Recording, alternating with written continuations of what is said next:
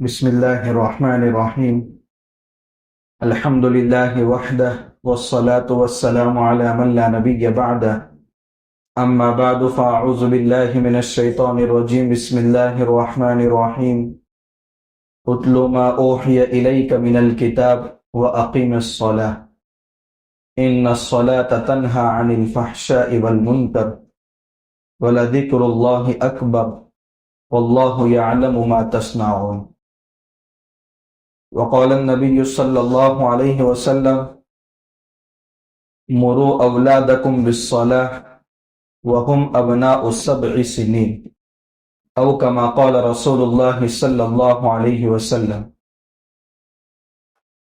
قابل احترام بزرگوں، گزشتہ 3 جمعہ سے ایک ہی عنوان پر بات چل رہی ہے کہ اپنے گھر کے ماحول کو سکون والا، دین والا، نورانی ماحول کیسے بنا سکتے ہیں، اپنی اولاد کی اسلاف کے طرز پر کس انداز سے تربیت کر سکتے ہیں جس کے نتیجے میں ہماری اولاد دنیا میں ہمارے لیے آنکھوں کی ٹھنڈک ہو، بڑھاپے میں ہمارا سہارا ہو اور آخرت میں ہمارے لیے بہت بڑا ذخیرہ ہو. ان باتوں میں سے ایک بات یہ ہے کہ اپنی اولاد کے درمیان جب بچے تھوڑے بڑے ہونے لگے تو ان کے درمیان انصاف سے کام لیا جائے. انصاف اللہ تبارک و تعالیٰ کا بہت عظیم حکم ہے. آپ ہر روز جمعہ کے عربی خطبے میں ایک آیت سنتے ہیں، ان اللہ یأمر بالعدل. اللہ تعالیٰ حکم دیتے ہیں انصاف کا. انصاف کے ذریعے سکون قائم ہوتا ہے، اطمینان حاصل ہوتا ہے. آپ دیکھیں گے جن گھروں میں ناانصافی ہوتی ہیں ان گھروں میں جھگڑے اور بڑھتے جاتے ہیں. بیٹے اور بہو کے درمیان جھگڑا ہو جائے اور قصور بیٹے کا ہو تو بھی ہم سائڈ کس کی لیتے ہیں؟ بیٹے کے ہی لیتے ہیں. یہ ناانصافی. بیٹی اور داماد کے درمیان جھگڑا ہو جائے، قصور بیٹی کا ہے تو بھی موافقت کس کی جاتی ہے؟ بیٹی کی ہی کی جاتی ہے. یہ ناانصافی ہے. اس سے گھر ٹوٹتے ہیں، بنتے نہیں ہیں. سائڈ ان کی لی جائے جو حق پر ہو. یہ اصول ہمیشہ کے لیے یاد رکھے. اہل حق کا ساتھ دیا جائے، باطل کے ساتھ کبھی نہ کھڑا ہوا جائے. نہ حق کسی کا ساتھ نہ دیا جائے، چاہے وہ اپنا بیٹا ہو کہ اپنی بیٹی ہو. بلکہ 2 باتیں مہذب انداز میں، جن کا جو قصور ہے مہذب انداز میں احترام کے ساتھ ان کو بتایا جائے. یہ ہے انصاف. اور انصاف سے گھروں کا ماحول بہترین بنتا ہے. وہ بہو بھی سمجھے گی کہ میرے ساس اور سسر سمجھ رہے ہیں کہ اس میں قصوروار کون ہے، تو جن کی غلطی ہے ان کا ساتھ نہیں دیتے. داماد بھی سمجھے گا کہ بیٹی کی غلطی کا اعتراف خود اس کے والدین کو بھی ہے، مطلب وہ بھی غلط کا ساتھ نہیں دیتے. تو یہ سمجھداری آگے چل کر کے سکون کا ذریعہ بنے گی. جھگڑے اسی جگہ ختم ہو جائیں گے. ٹھیک اسی طرح اولاد جب تھوڑی بڑی ہونے لگے تو ان کے درمیان انصاف سے کام لینا چاہیے. ایک بچے کے لیے اچھے کھلونے خرید رہے ہیں اور دوسرے بچے کی طرف کوئی توجہ نہیں دی جا رہی ہے تو پھر بچوں میں ماں باپ کے خلاف جو نفرت پیدا ہوتی ہے غیر محسوس طریقے پر، اس کا سبب ایک یہ بھی ہے کہ ناانصافی اولاد کے ساتھ ہوتی ہے. ماں باپ یہ چاہتے ہیں کہ ہماری تمام اولاد ہمارے ساتھ یکساں محبت کرے، تو اولاد بھی یہ چاہتی ہے کہ ہمارے والدین ہم میں سے ہر ایک کے ساتھ یکساں محبت کرے. دیکھیں، ایک ہے محبت جس کا تعلق قلب سے ہے، اور ایک ہے اظہار محبت جس کا تعلق عمل اور ایکٹ سے ہے. جو محبت دل کے اندر ہوتی ہے اس پر کسی کا کنٹرول نہیں ہے، لیکن محبت کا جو اظہار ہوگا اس پر انسان کا کنٹرول ہے کہ محبت کا اظہار ہر ایک کے ساتھ برابری کا ہو. لیکن دل میں ان میں سے ایک سے زیادہ محبت ہو سکتی ہے کیونکہ یہ معاملہ آؤٹ آف کنٹرول ہے. لیکن جب اظہار اس کا کیا جائے گا تو بچوں کے سامنے برابری کا اظہار کیا جائے گا. معاملات ہر ایک کے ساتھ برابری کے ہوں گے. ایک بچے کے لوگوں کے سامنے تعریف کر رہے ہیں اور دوسرے بچوں کی لوگوں کے سامنے تنقید کر رہے ہیں، یہ بھی ناانصافی ہے. ہر ایک کی تعریف کرنی چاہیے، بلکہ بچوں کو دوسرے کے سامنے ذلیل نہیں کرنا چاہیے. اس طریقے سے احساس کمتری میں بچے مبتلا ہوتے ہیں. حضرت یوسف علیہ السلام کے قصہ بہت مشہور ہے، جس کو قرآن احسن القصص کہہ رہا ہے. آپ دیکھیں گے کہ بھائیوں کے درمیان جو حسد پیدا ہوا ہے وہ اس وجہ سے پیدا ہوا ہے کہ ہمارے والد یوسف کو زیادہ چاہتے ہیں، حالانکہ وہ تو وقت کے نبی ہیں اور محبت کا تعلق قلب سے ہے جس میں کسی کو اختیار نہیں ہے، لیکن اسی کو لے کر کے یہ لوگ اپنے بھائی سے نفرت کر رہے ہیں. اذ قالوا، یاد کرو اس وقت کو جب یوسف علیہ السلام کے بھائیوں نے کہا لَيُوسُفُ وَأَخُوهُ أَحَبُّ إِلَىٰ أَبِينَا مِنَّا، کہ یوسف اور اس کا چھوٹا بھائی بنیامین ہمارے والد کو ہم سے زیادہ محبوب ہے. وَنَحْنُ عُصْبَةٌ، حالانکہ ہم تو جوان لوگ ہیں، ہر معاملے میں ابا کا ساتھ دیتے ہیں، گھر کے سارا کام کاج ہم ہی سنبھالتے ہیں، تو ابا اس سے زیادہ محبت کیوں کرتے ہیں؟ یہ نوبت یہاں تک پہنچ گئی کہ یوسف کے قتل کی پلاننگ کرنے لگے. حالانکہ یعقوب علیہ السلام اس معاملے میں نعوذ باللہ خطا پر ہو ہی نہیں سکتے، اس لیے دو باتیں شروع میں بتائی. محبت کا تعلق قلب سے ہے جو انسان کے کنٹرول کے باہر کی چیز ہے. اس لیے اللہ کے نبی صلی اللہ علیہ وسلم ہمیشہ دعا کے اندر کہا کرتے تھے کہ یا اللہ، جو چیزیں میرے اختیار میں ہیں اس میں تو میں برابری کر سکتا ہوں، اور جو چیزیں میرے کنٹرول میں نہیں ہیں اس میں تو مجھے معاف فرما دے. اس لیے ازواج مطہرات کے درمیان معاملات میں، عمل میں، محبت کے اظہار میں اللہ کے نبی صلی اللہ علیہ وسلم نے برابری کا معاملہ کیا. لیکن جہاں تک قلبی محبت کا تعلق ہے وہ امی عائشہ رضی اللہ تعالی عنہ کے ساتھ زیادہ تھا. وجوہات ہوتی ہیں. حضرت عائشہ رضی اللہ تعالی عنہ انتہائی ذہینہ، فطینہ اور عالمہ خاتون تھی، 2000 سے زیادہ جن کو احادیث یاد تھی. اللہ کے نبی صلی اللہ علیہ وسلم کا نصف دین امی عائشہ رضی اللہ تعالی عنہ کے ذریعے محفوظ ہوا. تو یہ خوبیاں ایسی ہوتی ہیں کہ جس کی وجہ سے قلبی میلان اس طرف زیادہ ہوتا ہے.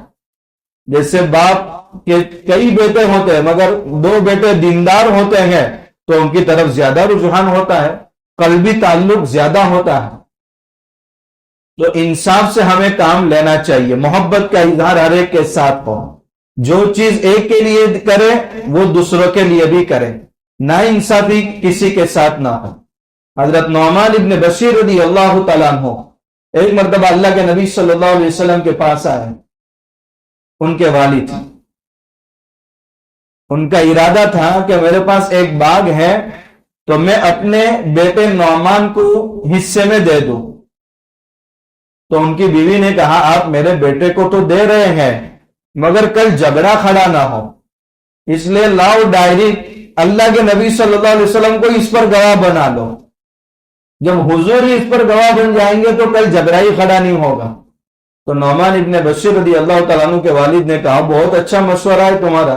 گئے اللہ کے نبی صلی اللہ علیہ وسلم کے پاس، کہا یا رسول اللہ یہ نعمان میرا بیٹا ہے اور میرے پاس ایک بہترین باغ ہے، میں اس بیٹے کے نام پر کرنا چاہتا ہوں، آپ اس پر گواہ رہیے. تو اللہ کے نبی صلی اللہ علیہ وسلم نے پوچھا کیا تمہارا اس کے علاوہ کوئی دوسرا بھی بیٹا ہے؟ کہا یا رسول اللہ ہاں پہلی بیوی سے ہے.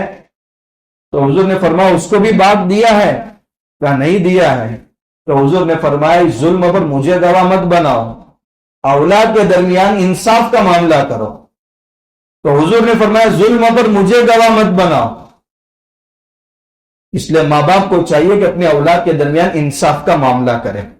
اس لیے جو والدین اپنا ترکہ یا اپنا مال اپنی زندگی میں تقسیم کرتے ہیں اولاد کے درمیان، اولاً تو مشورہ دیا جائے گا کہ اپنا مال حیاتی میں کبھی تقسیم نہیں کرنا، کیونکہ آج کل اولاد پر کوئی بھروسہ نہیں ہے. مال پر پورا قبضہ جما لینے کے بعد ایسے ایسے واقعات پیش آ رہے ہیں کہ ماں باپ کو گھر میں داخل ہونے نہیں دیا جا رہا ہے. اگر اولاد پر بے اطمینانی کی کیفیت ہے تو کبھی بالکل خالی ہاتھ نہیں ہونا چاہیے. ہاں لیکن اولاد کبھی بہت فرما بردار ہوتی ہیں. والدین یہ چاہتے ہیں کہ ہمارے بعد کسی کو کوئی جھگڑا نہ ہو، کیونکہ حیاتی میں دیں گے تو بیٹا اور بیٹی دونوں کو برابر ملے گا، اور وفات کے بعد پھر وراثت کے احکام متعلق ہو جاتے ہیں کہ بیٹے کو ڈبل ہے، بیٹی کو سنگل ہے. تو والدین یہ چاہتے ہیں کہ ہم بیٹوں کو بھی اور بیٹیوں کو بھی برابر سرابر دے دیں، تو اپنی حیاتی میں تقسیم کریں گے تو برابر سرابر تقسیم کریں گے. جتنا حصہ بیٹے کو دے رہے اتنا حصہ بھی بیٹی کو دیں گے. جو انصاف کو ہمیں اپنے ہاتھ سے نہیں جانے دینا چاہیے. ہاں کچھ صورتیں اس حکم سے الگ ہے. فار ایگزامپل، ایک بیٹا بہت دور کے سفر پر جا رہا ہے اور ایک بیٹا قریب کے سفر پر جا رہا ہے. اب دونوں کے خرچوں میں فرق ہے تو اس میں کوئی حرج نہیں ہے. ایک بیٹا اچھی تعلیم حاصل کر رہا ہے، اس کے اوپر زیادہ خرچ کرنے کی ضرورت پیش آ رہی ہے، اور دوسرا بچہ پڑھنے میں غبی ہے، کم ذہن ہے، اور اس پر اتنا خرچ کرنے کی ضرورت بظاہر محسوس نہیں ہو رہی ہے، تو یہ ناانصافی کے زمرے میں نہیں آتا ہے. تو یہ چند چیزیں ایسی ہیں جو اس حکم سے الگ ہے، وہ ناانصافی میں شامل نہیں ہوگی. تو سب سے پہلی بات اپنی اولاد کے درمیان انصاف کریں. اس کے بعد جب بچے 7 سال کے ہونے لگے، ان کے اندر تمام عبادتوں کی محبت بٹھانے کے لیے ایک عبادت کا حکم اللہ کے نبی صلی اللہ علیہ وسلم نے نابالغی کی حالت میں دے دیا. بچہ بالغ ہوگا یا تو علامات سے یا عمر سے. اگر علامات بظاہر نظر نہیں آ رہی تو پھر 15 سال پر بچہ بالغ ہو جائے گا، اور اسلامی کیلنڈر کے حساب سے بچہ بالغ ہوگا. شمسی کیلنڈر کے حساب سے 15 سال نہیں، تقریباً 14 سال اور 7 ماہ پر بچہ بالغ ہو جاتا ہے. وہ رمضان آ رہا ہے، تراویح کے مسائل آتے ہیں کہ یہ بچہ تراویح پڑھا سکتا ہے یا نہیں پڑھا سکتا. تو شمسی اعتبار سے 15 سال پورے ہونے میں 1 مہینہ باقی ہوتا ہے، مگر قمری اعتبار سے چاند کے حساب سے وہ بالغ ہو چکا ہوتا ہے، کیونکہ ایام میں فرق ہے. اس وجہ سے تو سارے شریعت کے احکامات کا مکلف بنتا ہے بالغ ہونے کے بعد. مگر نماز ایک ایسا عمل ہے کہ نابالغی کی حالت میں اللہ کے نبی صلی اللہ علیہ وسلم فرماتے ہیں مروا اولادکم بالصلاۃ وہم ابناء 7 سنین. اپنے بچوں کو نماز کا حکم کرو جب وہ 7 سال کے ہو جائے. اور نماز ایک ایسی عبادت ہے کہ اس سے بدن کے اندر انسان کے مزاج میں نظافت کا مزاج پیدا ہوتا ہے، کیونکہ انسان نماز کے لیے پاکی کو اپنے ذہن میں لاتا ہے. ناپاکی کی حالت میں کوئی بھی نماز پڑھنے کا تصور نہیں کر سکتا. اگر بچوں کو پہلے سے ہی نماز کا عادی بنائیں گے، ان کو خود صاف ستھرا رہنے کا مزاج پیدا ہوگا، وقت کے وہ پابند بنیں گے، مسجد میں آنے کے عادی بنیں گے. اس لیے اللہ کے نبی صلی اللہ علیہ وسلم نے فرمایا سب سے پہلے ان کو نماز کا حکم دو. اگر ہمارے چھوٹے بچے سے 7 سال کے 8 سال کے بچے سے کانچ کا برتن ٹوٹ جائے تو اس پر تو تنبیہ کی جاتی ہے اور اس کے نقصان کو نقصان سمجھا جاتا ہے، مگر اسی 7 سال یا 8 سال کے بچے سے اگر نماز کا اہتمام نہیں ہوتا تو دین کے نقصان کو ہم نقصان نہیں سمجھتے، اور اس کا خمیازہ ہمیں بعد میں بھگتنا پڑتا ہے. اس لیے کوشش کرنی چاہیے کہ 7 سال سے ہم اپنے بچوں کو عادی بنائیں. بلکہ والدہ کو یہ چاہیے کہ اسی چھوٹے بچے کے سامنے گھر میں مصلی بچھا کر کے نماز پڑھے. آپ دیکھیں گے بچوں کو حکم کرنے کی ضرورت نہیں پڑے گی، وہی بچہ ماں کو دیکھ کر یا باپ کو دیکھ کر، اس لیے حکم ہے کہ نوافل گھر میں جا کر کے پڑھو. گھروں کو قبرستان مت بناؤ. قبرستان میں مردے سوئے ہیں، کوئی بھی نماز نہیں پڑھتا، تو گھروں کو بھی قبرستان مت بناؤ. نوافل گھروں میں اہتمام سے پڑھو. لیکن اب چونکہ اگر آپ فرض کے بعد فوراً چلے جائیں گے تو لوگ آپ کے بارے میں بدگمانی کریں گے کہ یہ سنتیں نہیں پڑھتا. تو بدگمانی سے بچنے کے لیے آپ مسجد کے اندر سنت ادا کریں. یا گھر کا ماحول ایسا بن چکا ہے کہ گھر گئے تو گر گئے، 2 رکعت نفل پڑھنا بھی مشکل ہوتا ہے، تو اگر ایسا ماحول ہے تو مسجد کے ماحول میں سنت پڑھ کر کے جائیں. ورنہ اصل تو حکم یہ ہے کہ فرائض مسجد میں ہو، باقی نوافل سنتیں گھر کے اندر ہو، تاکہ گھر کا ماحول نورانی بنے. اور بچے دیکھیں گے تو نسلیں یاد رکھتی ہیں کہ ہمارے دادا یا نانا تہجد گزار تھے، صبح میں اتنا اٹھتے تھے اور اللہ کی عبادت کرتے تھے، وہ نسلوں کے اندر چیزیں منتقل ہوتی ہیں۔ تو اپنے بچوں کو 7 سال کی عمر میں نماز کا پابند بنائیں۔ اس کے بعد تیسرا اصول ہے کہ بچپن سے ہی بچوں کو سچ بولنے کا عادی بنائیں۔ یا ایھا الذین آمنوا اتقوا اللہ وکونوا مع الصادقین، اے ایمان والو اللہ سے ڈرو اور سچوں کے ساتھ رہو۔ ایک مرتبہ اللہ کے نبی صلی اللہ علیہ وسلم سے پوچھا گیا ایکون المؤمن بخیلا، کیا ایمان والا بخیل ہو سکتا ہے؟ تو اللہ کے نبی صلی اللہ علیہ وسلم نے فرمایا نعم، ہاں ہو سکتا ہے۔ ایکون المؤمن کذابا، کیا ایمان والا جھوٹا ہو سکتا ہے؟ تو آپ صلی اللہ علیہ وسلم نے فرمایا ایمان والا کبھی جھوٹا نہیں ہو سکتا، بزدل ہو سکتا ہے، بخیل ہو سکتا ہے، حالانکہ ہونا نہیں چاہیے۔ اس کا مطلب یہ نہیں ہے کہ ہو سکتا ہے تو برابر ہے، ہونا نہیں چاہیے، لیکن جھوٹا نہیں ہو سکتا۔ آپ دیکھیں گے سارے گناہوں کی جڑ جھوٹ ہے۔ جس کو جھوٹ بولنے کی عادت پڑ گئی، ہزاروں گناہوں کے دروازے اس کے لیے کھل جاتے ہیں، اس کے اوپر سے اعتماد لوگوں کو ختم ہو جاتا ہے۔ اس لیے بچوں کو کبھی جھوٹ کا عادی نہ بنائیں۔ اس کے لیے ضروری ہے کہ ہم بچوں کے سامنے جھوٹ نہ بولیں، بلکہ بچوں سے اگر وعدہ کیا ہے کہ یہ کام کرنے پر یہ چیز دیں گے تو وعدہ پورا کریں، ورنہ وہی بچے دوسروں سے جھوٹے وعدے کریں گے، جب وہ بڑے ہوں گے تو معاملات کے اندر گڑبڑی کریں گے۔ اس لیے چاہیے کہ بچوں کو سچ کا عادی بناؤ۔ وہ واقعہ آپ نے بہت مرتبہ سن رکھا ہوگا، شیخ عبد القادر جیلانی رحمت اللہ علیہ، ان کی والدہ جب مکتب کی تعلیم سے فراغت حاصل کرنے کے بعد عالمیت کے لیے دور دراز سفر کے لیے بھیج رہی ہے تو کیا نصیحت کر رہی؟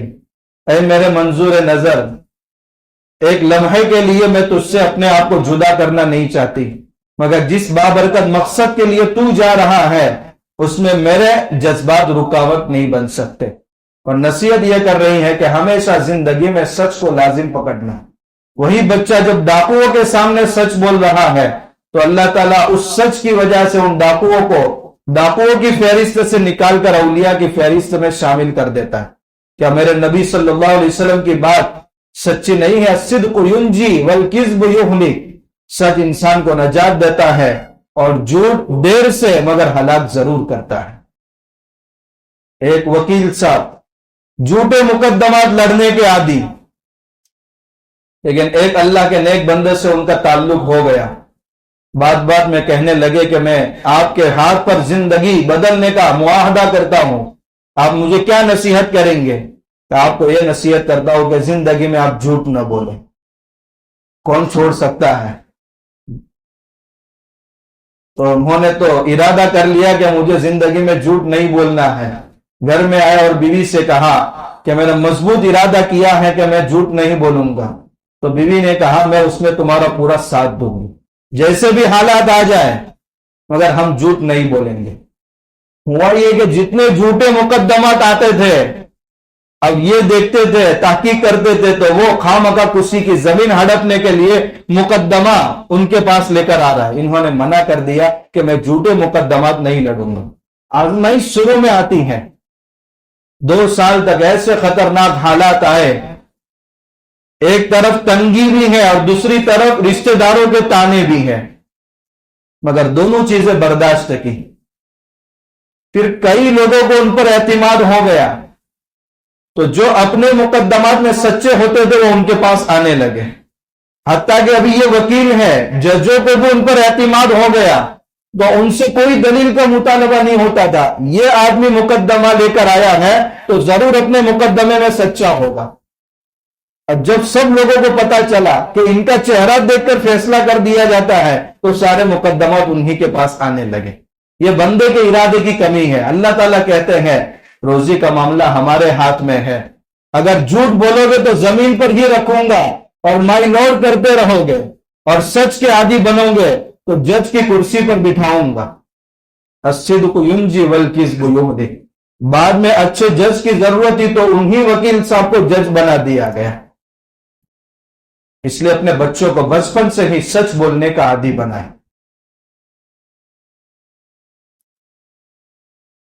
اور بچوں کی تربیت میں جو سب سے زیادہ اہم جس چیز کا دخل ہے وہ ہے حلال غذا۔ जैसा लुकमा अपने बच्चों के पेट में जाएगा वैसे अखलाक का मुजाहरा उनसे हमें देखने को मिलेगा। ये सबसे अहम रोल हमारे बच्चों को बनाने और बिगाड़ने में हलाल गिजा और हराम गिजा का दखल है। आप हराम लुकमा दिल में पेट में उतार कर कितनी भी दुआएं कर ले, कैसे कबूल होगी? वो रिवायत आपने नहीं सुनी? अल्लाह के नबी सल्लल्लाहु अलैहि वसल्लम फरमाते हैं, एक शख्स मुसाफिराना हालत में खस्ता हाल, परागंदा बाल और या रब्बी या रब्बी या रब्बी कह रहा है, वो मतअमुहु हरामुन व मशरबुहु हरामुन व मलसबुहु व मलबसुहु हरामुन अन्ना युस्तजाबु लिज़ालिक। ऐसी फकीराना हालत है और कह रहा है या रब या रब या रब, जबकि उसका खाना हराम है, उसका पीना हराम है, उसका लिबास हराम है, कहां से उसकी दुआएं कबूल होगी? तो ऐसे वालिदैन की दुआएं अपने बच्चों के हक में कैसे कबूल होगी, जबकि लुकमा अगर सही नहीं होगा, मुस्तबे होगा या हराम होगा। अपने बच्चों को हलाल गिजा खिलाए। हलाल चीज को खींचती है और हराम चीज के दरवाजे खोलती है। इब्न खरीफ रहमतुल्लाहि अलैहि फरमाते हैं कि मेरे वालिद ताजिर थे, उन्होंने अपने कारोबार में एक शख्स को पार्टनर बना दिया। कपड़े का कारोबार था। एक दिन दुकान पर मेरे वालिद देर से पहुंचे और उसी पार्टनर ने एक कपड़ा सामने वाले को दे दिया, जबकि वो ऐबदार था। पूरा खोला नहीं, उसको ऐब नजर नहीं आया, उसमें छोटे सुराख थे। फरमा दे कि मेरे वालिद साहब जब पहुंचे दुकान पर तो उस कपड़े के मुतालिक मालूम किया तो पार्टनर ने बताया कि वो तो फुला शख्स से इतने दिरहम में खरीद कर ले गया। तो शक्ल सूरत पूछी, क्या कितनी देर हुई, कौन सा रास्ता है? तलाशते बहुत दूर तक चले गए और किसी ने बताया अभी यहां से काफिला रवाना हुआ है। बहुत तेजी से गए और उस काफिले को पा लिया और कहा, इनमें कौन शख्स है जिसने अभी कपड़ा खरीदा है? तो एक शख्स बोला कि मैंने खरीदा है। कहा वो कपड़ा ऐबदार था। कहा इतने दूर से तुम यहां आए? कहा हमें इस्लाम मना करता है कि किसी को धोखा दिया जाए। हमारे हुजूर फरमाते हैं, मन गश्शना फलैसा मिन्ना, जो धोखा दे वो हमारी जमात का आदमी नहीं है। अगर आप चाहे तो मैं आपके दिरहम वापस कर दूं और आप मेरा कपड़ा वापस कर दे, या जो ऐब कपड़े के अंदर मौजूद है, कीमत में जो कमी हो सकती है, इतने दिरहम में आपको देने को तैयार हूं। तो उस शख्स ने कहा, हम इकाला यानी मामला खत्म करना है या बाकी रखना है वो बाद में देखेंगे, पहले मेरे दराहिम तुम मुझे वापस कर दो। तो उस साहब ने पूरे दराहिम उसको वापस कर दिए। उसने सारे दराहिम फेंक दिए और दूसरे दराहिम उनको दिए। कहा आपने ये दराहिम क्यों फेंक दिए? कहा मैंने वो दराहिम सारे के सारे खोटे तुमको दिए। यहां से मामला हुआ हराम तो वहां से इनकम भी आई हराम। और जब अफसोस हुआ उसके बाद ये मामला खत्म किया जा रहा है और उसको ऐप पर मुत्तले किया जा रहा है कि जो चीज हमने आपको दी है वो सही नहीं है, हलाल की तरफ ये गए तो वो बंदा भी हलाल की तरफ आया। तो हलाल चीज को खींच करके लाती है। दूध में पानी मिलाना शुरू किया तो लोग ऐसे ही माल से दूध खरीदने लगे। न इसकी जिंदगी में सुकून न उसकी जिंदगी में सुकून है। इसलिए हलाल के हम अपने आप को आदी बनाए, हमारी नस्लें इससे संवरेगी। हजरत मुफ्ती सईद अहमद साहब पालनपुरी रहमतुल्लाह अलैह कई मर्तबा ये वाकयात दर्स के अंदर सुनाते थे। जब हमारी ये मूमन कौम बनियों के साथ पूरी की पूरी सूद में मुलविस थी, सारे मुसलमान मकरूज थे और हर घर के अंदर सूद आम था। आज से 80 साल पहले की बात है। उस वक्त फरमाते हैं कि हमारे वालिद दाबिल में एक आलिम दीन के पास गए, उनकी दुआएं ली और कहा कि अपनी औलाद को हराम गिजा से बचाना। तो मेरे वालिद ने बहुत ज्यादा मशक्कत उठा करके एक भी पैसा हराम का हमको नहीं खिलाया। तो इसकी बरकत यह है कि अल्लाह ताला ने हमारे सीने को इल्म से भर दिया। अल्लाह ताला ने छोटी सी बस्ती, आज भी वहां 4 से 5 मकान है, इतना छोटा देहात है, वहां से अल्लाह ताला ने उनको भी उनके भाई को भी उठाया। दारुल उलूम देवबंद में पढ़े, सहारनपुर में पढ़े, اس کے بعد دارالعلوم دیوبند میں بھی اللہ تعالیٰ نے ان کو 12 سال تک بخاری شریف پڑھانے کا شرف عطا کیا. صدر المدرسین بنے، مفسر بنے، محدث بنے، فقیہ بنے، ہر فن کے اندر پوری مہارت ان کو حاصل تھی. بعد میں انگریزی زبان بھی سیکھی. 10 سال کی عمر میں گھر سے نکل گئے تھے اور سہارنپور گئے تھے. گجراتی زبان نہیں آتی تھی. بعد میں جب راندر میں پڑھانے کے لیے آئے تو مستقل ٹیچر ان کے گھر آتے تھے اور ان کو گجراتی پڑھایا، اور کئی رسالے انہوں نے گجراتی زبان میں بعد میں لکھے، اور حجت اللہ البالغہ کی شرح لکھی، رحمت اللہ الواسعہ. اسلامک اسکالر کا ایوارڈ پرتیبھا پاٹل کی طرف سے ان کو دیا گیا. فرماتے تھے کہ یہاں مرتبے تک پہنچانے میں ہمارے والد کی طرف سے حلال غذا کا اہتمام کا دخل. تو اپنے بچوں کو اچھا بنانے میں حرام لقمہ اور حلال لقمہ اس کا سب سے زیادہ دخل ہے. اس لیے ہمیں اپنے معاملات پر غور کرنا چاہیے اور اپنے بچوں کو مشکوک غذا سے بھی بچانا چاہیے. ایک آخری بات، بچوں کی ہمیشہ ہم حوصلہ افزائی کریں. بچوں کے اندر ایک چیز ایسی ہوتی ہے کہ اگر کسی موقع پر بچوں کا حوصلہ توڑ دیا جائے گا تو وہ بچہ کبھی آگے نہیں بڑھ سکتا، اور بچے کا حوصلہ اگر بڑھایا جائے گا تو وہ بچہ دنیا کا سب سے بڑا انسان بھی بن سکتا ہے. حضرت صفیہ رضی اللہ تعالی عنہ سے ایک مرتبہ اللہ کے نبی صلی اللہ علیہ وسلم نے فرمایا، ان کے بھائی تھے عبداللہ، حضرت صفیہ رضی اللہ تعالی عنہ، حضرت حفصہ رضی اللہ تعالی عنہ. حضرت حفصہ رضی اللہ تعالیٰ عنہ حضرت عمر رضی اللہ تعالیٰ عنہ کی صاحبزادی. تو حضور فرمانے لگے تمہارے بھائی عبداللہ بہت اچھے آدمی ہیں. نعم الرجل عبداللہ، کہ عبداللہ بہت اچھے آدمی ہے. کان یصلی من اللیل، کاش وہ تہجد کا اہتمام شروع کر دے. جب عبداللہ ابن عمر رضی اللہ تعالیٰ عنہ کو یہ بات پہنچی ہے، ان کے بیٹے سالم فرماتے ہیں کہ کبھی موت تک میرے والد کی تہجد ناگا نہیں ہوئی. صرف اتنا حوصلہ بڑھانے پر زندگی بھر کا معمول بن گیا. تو کبھی بھی ہم اپنے بچوں کا حوصلہ پست نہ کریں. میں تو یہ کہتا ہوں بچہ اگر امتحان میں فیل ہو جائے تو فیل کبھی نہیں لکھنا چاہیے، بلکہ ٹرائی اگین لکھنا چاہیے، ایک بار اور کوشش کرو. دنیا میں بہت سارے ایسے لوگ ہیں 99 مرتبہ ناکام ہوئے ہیں لیکن ہمت نہیں ہارے تو 100 مرتبہ میں کامیاب ہو گئے. بلکہ آپ نے لاک ڈاؤن کے زمانے میں سنا ہوگا ایک بوڑھا شخص سال سے 10ویں کا ایگزام دے رہا تھا اور کبھی کامیاب نہیں ہو رہا تھا، لیکن ماس پروموشن میں وہ کامیاب ہو. تو یہ سبب کس کی طرف سے بنا ہے؟ اللہ کی طرف سے ہی بنا ہے.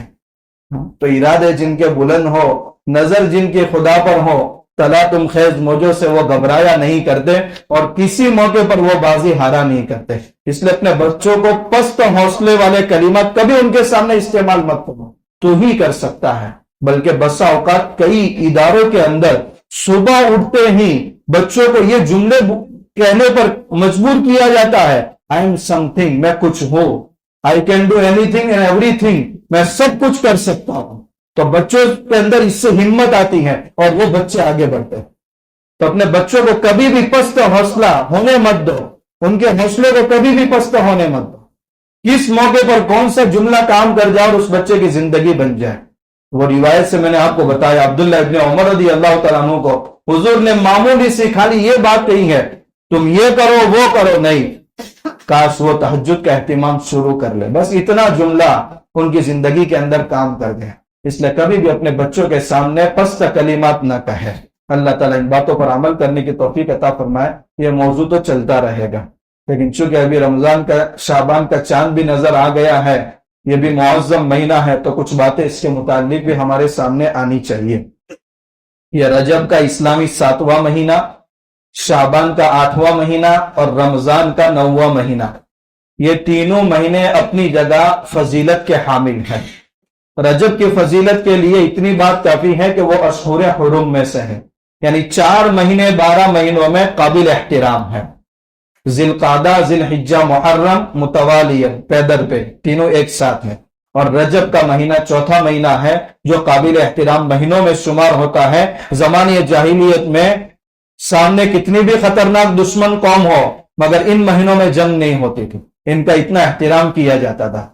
اور شعبان کا مہینہ اللہ کے نبی صلی اللہ علیہ وسلم فرماتے شعبان میرا مہینہ ہے اور رمضان اللہ کا مہینہ ہے. تو جس مہینے کی نسبت اللہ کے نبی صلی اللہ علیہ وسلم کی طرف ہو وہ کتنا فضیلت کا حامل مہینہ ہوگا. ہوائیں پہلے چلتی ہیں، اس کے بعد بادل پانی بھر کر کے جس جگہ پر برسنے کا اللہ کی طرف سے حکم ہوتا ہے اس طرف منتقل ہو جاتے ہیں اور پھر رحمتوں کا نزول ہوتا ہے. ٹھیک اسی طرح رجب کے مہینے میں ہوائیں چلتی ہیں، شعبان کے مہینے میں بادل پانی بھر کر کے نکلتے ہیں اور رمضان کے مہینے میں موسلادھار رحمت اللہ کی طرف سے برستی ہے. ہمارے پاس 3 دن ہوتے ہیں. ایک دن وہ ہے جو گزر گیا، اب وہ ہاتھ میں نہیں آ سکتا. ایک دن وہ ہے جس میں ہم موجود ہیں اور ایک دن وہ ہے جو آئندہ کل آنے والا ہے. جو دن گزر گیا اب وہ واپس نہیں آ سکتا. اس میں جو عبادتیں ہوئی اللہ قبول فرمائے، جو کوتاہیاں ہوئی اللہ معاف فرمائے. فکر اس بات کی کرنی ہے کہ ہم جس وقت میں چل رہے ہیں اس وقت ہمیں کون سے عمل کرنے کی ضرورت ہے. آئندہ کا دن آئے گا یا نہیں آئے گا اللہ بہتر جانتا ہے، اس لیے فکر حال کی کرنی چاہیے. اب مستقبل سے اور ماضی سے بے خبر ہو جانا چاہیے. ابھی شعبان کا مہینہ چل رہا ہے، بہت عظیم مہینہ ہے. حضرت اسامہ ابن زید رضی اللہ تعالیٰ عنہ فرماتے ہیں ایک مرتبہ میں نے اللہ کے نبی صلی اللہ علیہ وسلم سے پوچھا یا رسول اللہ ہفتے میں 2 دن آپ مسلسل روزہ رکھتے ہیں، کیا بات ہے؟ حضور نے فرمایا کون کون سے دن؟ کیا پیر اور جمعرات کے دن آپ مسلسل روزے رکھتے ہیں؟ تو اللہ کے نبی صلی اللہ علیہ وسلم نے فرمایا ہفتے میں یہ 2 دن ایسے ہیں کہ جس میں اللہ کی بارگاہ میں بندوں کے اعمال پیش کیے جاتے ہیں اور میں چاہتا ہوں کہ میرا عمل اس حالت میں اللہ کی بارگاہ میں پیش ہو کہ میں روزے کی حالت میں رہوں. پھر پوچھا یا رسول اللہ آپ شعبان کے مہینے میں بھی اکثر روزہ رکھا کرتے ہیں؟ تو حضور نے فرمایا رجب کے بعد کا جو شعبان کا مہینہ ہے اکثر لوگ اس کی فضیلت سے غافل ہیں. یہ مہینہ بھی وہ مہینہ ہے جس مہینے میں اللہ کے وہاں بندوں کے اعمال پیش ہوتے ہیں. میں چاہتا ہوں کہ اس مہینے میں بھی جب میرے اعمال اللہ کی بارگاہ میں پیش ہو تو میں روزے کی حالت میں رہوں. حضرت انس رضی اللہ تعالیٰ عنہ فرماتے ہیں کہ جب رجب کا مہینہ داخل ہو جاتا تھا اللہ کے نبی صلی اللہ علیہ وسلم رمضان کی تیاری شروع فرما لیتے تھے. حضرت عائشہ رضی اللہ تعالیٰ عنہ فرماتی ہے کہ رمضان کے پورے دن کے روزے اللہ کے نبی صلی اللہ علیہ وسلم رکھتے تھے اور کوئی مہینہ اس کے علاوہ ایسا نہیں ہوتا تھا جس کے اکثر روزے اللہ کے نبی صلی اللہ علیہ وسلم رکھتے ہو سوائے شعبان کے. یعنی شعبان کے مہینے میں اکثر ایام کے روزے اللہ کے نبی صلی اللہ علیہ وسلم رکھتے تھے. مگر عام امت کو حکم دیا کہ جب شعبان کا مہینہ آدھا ہو جائے فلا تصوموا، اس کے بعد روزہ مت رکھو. لیکن کچھ اشخاص ہیں ایسے جو رکھ سکتے ہیں، جن کے ذمہ قضا روزے باقی ہے، وہ 15 شعبان کے بعد بھی روزہ رکھنا چاہے تو رکھ سکتے ہیں. جن حضرات کو پیر اور جمعرات یا 12 13 14 تاریخ کی 3 دن کے ایام 20 کے جو روزے ہیں 13 14 15 وہ مسلسل رکھنے کی عادت ہے، وہ بھی 15 شعبان کے بعد رکھنا چاہے تو رکھ سکتے ہیں. یہ حکم جو منع کیا گیا ہے وہ اس لیے منع کیا گیا ہے کہ نصف شعبان کے بعد اچھی طرح کھاؤ پیو تاکہ رمضان کا استقبال کر سکو.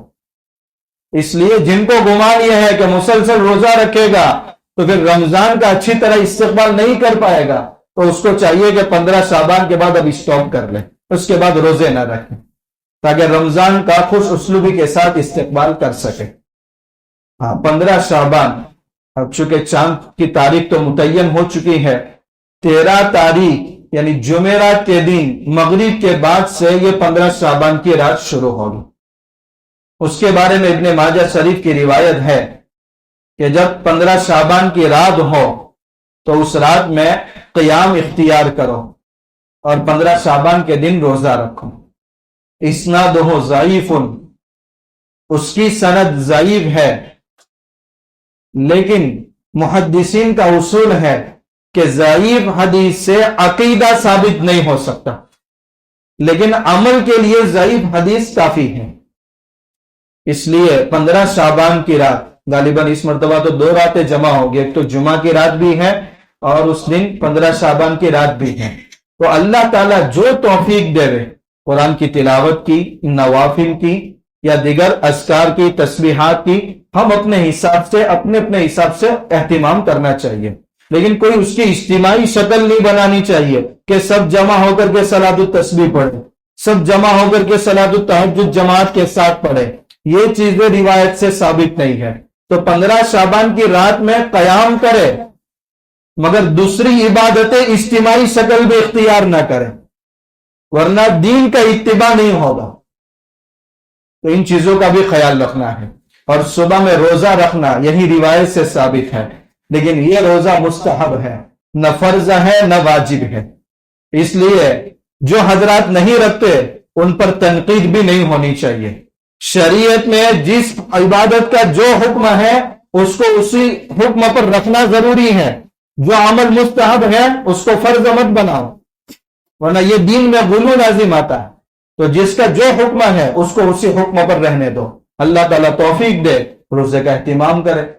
اگر کوئی حضرات نہیں رکھ رہیں گے تو ان پر کسی قسم کے کوئی جملے اور تانے نہیں کہنے چاہیے۔ یہ شعبان کے متعلق چند باتیں تھیں۔ ایک اہم اعلان ہے کہ ابھی چونکہ رمضان میں کئی عبادتیں ایک ساتھ جمع ہو جاتی ہیں، ایک تو روزہ بھی ہے، تراویح بھی ہے، پھر زکوٰۃ بھی عام طور پر ہماری رمضان میں نکلتی ہے، صدقۃ الفطر بھی عید سے پہلے ادا کیا جاتا ہے، اور سنت موقدہ جو اللہ کے نبی صلی اللہ علیہ وسلم کا ہر سال کا رمضان کے آخری عشرے کا معمول اعتکاف کا تھا، تو وہ اعتکاف کی عبادت بھی، یعنی کئی عبادتیں رمضان میں جمع ہو جاتی ہے۔ اب ہر مسلمان پر ضروری ہے کہ ہر عبادت کے ضروری مسائل سے واقفیت حاصل کرے، یہ ہر مسلمان پر فرض ہے۔ اب جمعہ میں ہر عبادت کے تعلق سے مسائل عام طور پر سامنے ہر مسجد میں نہیں آتے، تو الحمدللہ اس مرتبہ ایسی ترتیب بنا رہے ہیں کہ شہر کے چند مفتیان کرام کی رہبری میں شعبان کے پورے مہینے کے جو 4 اتوار ہے، ہر اتوار کو مغرب کے بعد صرف 1 گھنٹہ، پہلے اتوار کو روزے کے متعلق سب کے سامنے سارے مسائل آ جائے، دوسرے اتوار کو زکوٰۃ کے متعلق سارے مسائل سامنے آئے، اور تیسرے اتوار کو اعتکاف، صدقۃ الفطر اور تراویح کے متعلق سارے مسائل سامنے آئے، اور چوتھے اتوار میں جو مسائل باقی رہ جائے وہ بھی سامنے آئے، اور لوگوں کے جو بھی مسائل ہوتے ہیں جو سامنے نہیں آتے لیکن وہ پوچھنا چاہتے ہیں تو وہ بھی ان کا موقع دیا جائے، اس لیے ایک پروگرام تشکیل دیا جا رہا ہے۔ انشاءاللہ یہ آنے والے اتوار سے یعنی 2 تاریخ سے 4 اتوار کو یہ پروگرام اپنی KMC مسجد کے اندر رہے گا۔ اس لیے آپ سے گزارش ہے کہ یہ مسائل سے واقفیت کے لیے 1 گھنٹے کی ہم قربانی دیں، تاکہ ہماری رمضان کی ساری عبادتیں صحیح مسائل کی روشنی میں اللہ کی بارگاہ میں مقبول ہو۔ اللہ تعالی ہم سب کو ان باتوں پر عمل کی توفیق عطا فرمائے، سنت ادا فرما دے۔ وآخر دعوانا الحمدللہ رب